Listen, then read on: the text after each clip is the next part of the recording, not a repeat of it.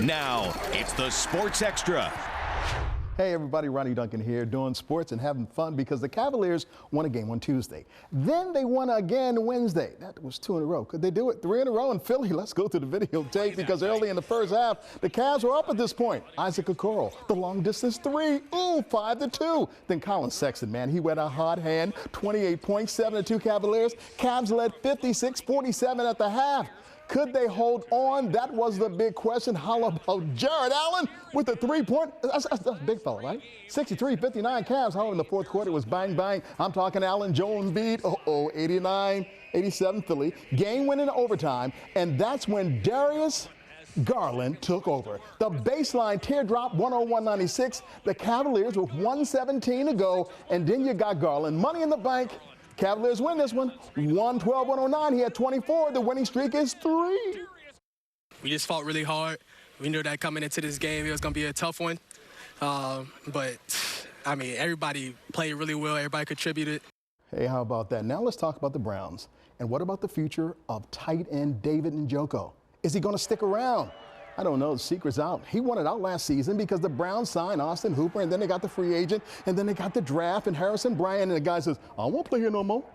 Well, guess what? He reportedly has told his fans through Instagram, it's time for me to move on. Talk about moving on. Oh, it's baseball season. The Indians, talk about time for the Tribe. It's spring training is underway. The Tribe had an inter-squad scrimmage Saturday down in Goodyear, Arizona. That's the desert. 3 innings, that's all. It was all smiles, too, because it was pitcher day, but Terry Francona says he wants each player to be evaluated on an equal scale. We want to give them a fair chance to show what they can show and be the kind of the best version of themselves. And I think sometimes there's necessity just because you don't know. How about that? Now in celebration of Black History Month, I spoke with a former Cleveland Browns player, a native Cleveland guy.